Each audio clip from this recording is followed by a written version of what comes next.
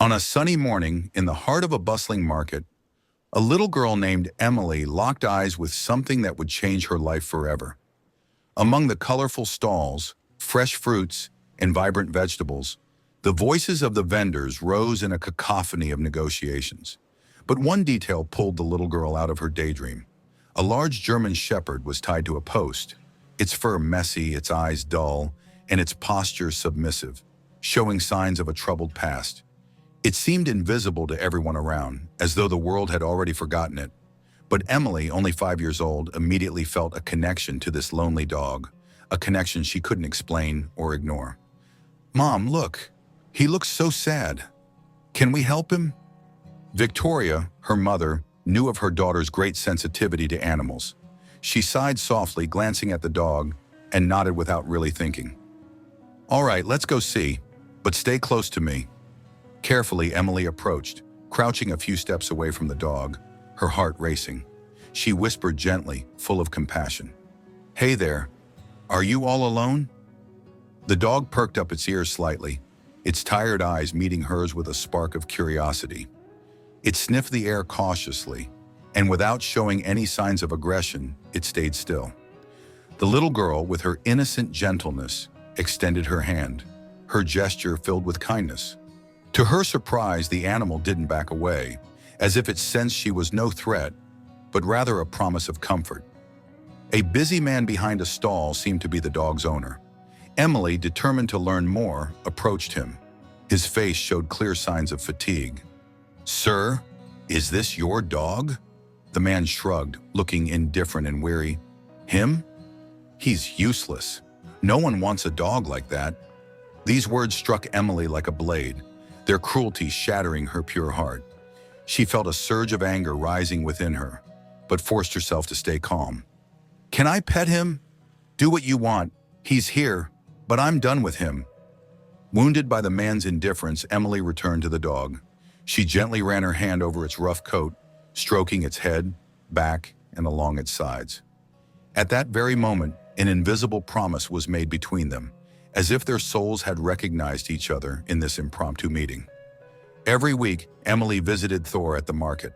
She had named him thus, a strong name, worthy of the dog's noble spirit. Gradually, an unbreakable bond formed between them, a bond that only time could strengthen. As soon as Thor saw the little girl, his tail, once hesitant, wagged the air with a hint of regained joy. Emily's parents, touched by this loyalty and their daughter's kindness, began to consider adopting him. After several discussions and much thought, they offered to buy him from the vendor. The man, too happy to rid himself of a dog he deemed worthless, agreed without hesitation. With her heart pounding with excitement and affection, Emily gently unhooked Thor and led him to the car. He was fearful, like a lost child, but as he settled beside her, resting his head on her lap, he seemed to understand. He was finally going home, to a home he had never known. But Thor was not like other dogs. His past, marked by neglect, had made him wary, distant, and unpredictable. He jumped at the slightest sound, avoiding adult contact. He couldn't understand why they wanted to love him, why they gave him food and affection after everything he had endured. But Emily was patient. Each day she sat beside him, telling him stories, whispering tender words, helping him overcome his fears. Gradually, Thor began to let his guard down. His eyes became less evasive, and his body, once tense, relaxed under Emily's comforting caresses. The family sought help from a canine behavior specialist, who wisely explained, "Thor has been through a lot. He needs stability, patience, love, and time." Through training based on trust and understanding, Thor made remarkable progress. He began to play, run around the yard. One day he approached Emily with a ball in his mouth, his eyes shining with a new light. For the first time in a long while, he wanted to play. Days passed and Thor became a full member of the family. He slept at Emily's feet, followed her everywhere, and each day his presence seemed to bring more peace and happiness to the household. One morning, while Victoria was preparing breakfast, she overheard Emily whispering to Thor, "You know, you're my best friend. I'll always protect you." As if he understood perfectly, Thor placed his paw on Emily's hand and gently licked it. It was his own gesture of gratitude, recognition, and love. One afternoon, as Emily played in the garden with Thor, a sudden noise broke the calm.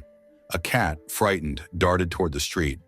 Thor, driven by instinct, chased after it. "Thor, come back!" Emily shouted, running after him. But she didn't see the car speeding toward her. Victoria and John, frozen in horror, screamed her name. In a split second, Thor understood the danger. He turned around and with a powerful leap, knocked Emily aside just in time. The car screeched to a halt. Thor had intervened like a silent hero, saving the life of the one who had given him his own.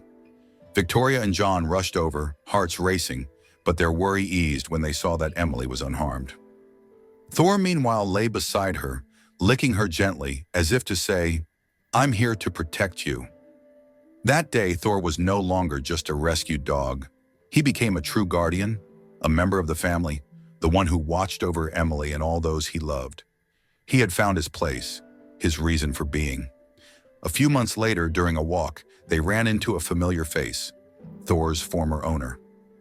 "So this is where you ended up?" he sneered, a mocking smile on his lips. Emily, stronger than ever, tightened her grip on the leash. He no longer had any power over Thor. "Thor is my dog now, and you can't take him back." The man squinted, trying to intimidate the little girl. "He was my dog before. You had no right to take him." With calm and assurance, Emily replied, "You never took care of him. He deserves better. He deserves to be loved." The man stepped toward her, but Thor immediately stood in front of Emily, growling protectively. The man hesitated and took a step back. "You've stolen my dog," he threatened, but his voice lacked strength. He knew he had lost. "We have proof of your neglect," Emily replied without flinching. "You'll never get him back." The man, furious and humiliated, turned and walked away. Thor stood there majestic, protecting his family, his home, his love.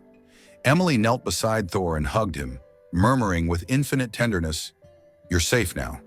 No one will hurt you again." Thor responded by rubbing his snout against her. He had nothing to fear anymore.